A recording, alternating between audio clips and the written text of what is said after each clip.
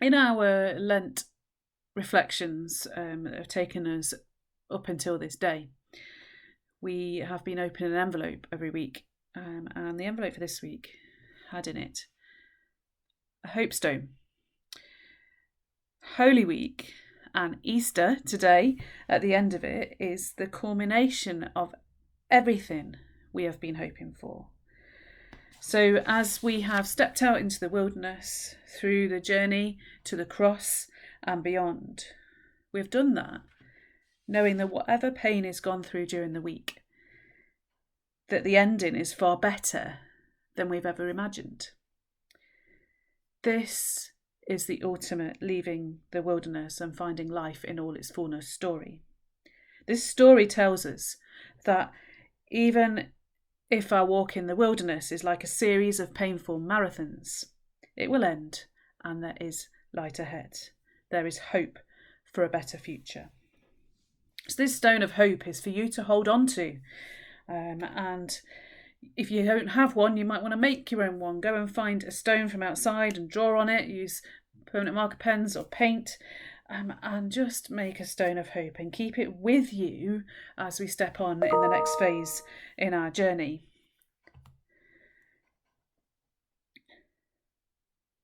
At the end of our Footsteps Through Lent book, I wrote down something that I shared in a service in December 2020.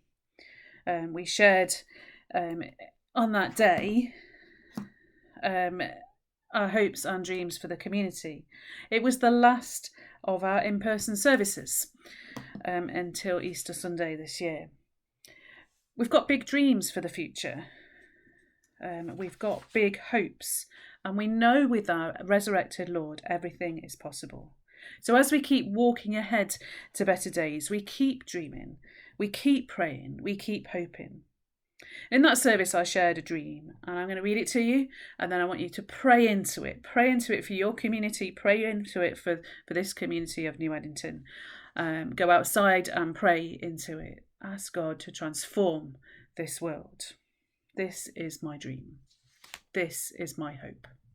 I dream of a day when the gap between the richest and the poorest is no more. A day when the idea of living in poverty is a thing of the past. When the residents of New Addington are able to live as long as the richer resident down the road and not die a decade earlier as now. I dream of a day where the mantra, "but it's my right," is replaced with "what's the best for the community?" Where self-centeredness is replaced with community-centeredness that cares for the welfare of this place. I dream of a day when people don't fear going out at night or on their own, where we don't fear for our children's future and we can let them be with their friends, knowing that they will find peace there. I dream of a day when food banks are not needed because people are paid enough to live and have access to the services they need to prosper. I dream of a day when prosperity, not poverty, is the norm. I dream of a day when those who struggle with poor mental health can access the help that they need, where they're taken seriously and cared for and taught how to thrive in a world that's turned against them and puts barriers in their way. I dream of a day when loneliness is not an issue, where everybody has somebody, where marriages and partnerships work and lifelong friendships are formed, providing the basic emotional building blocks for our future generation.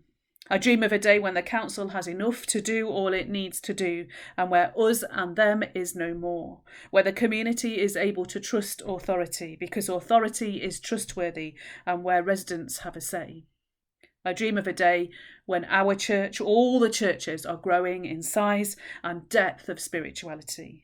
A day when we outgrow our building because more and more are realising the answer is Christ.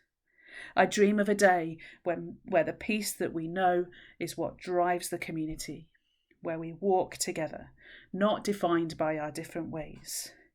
I dream of a day where all is transformed and made whole.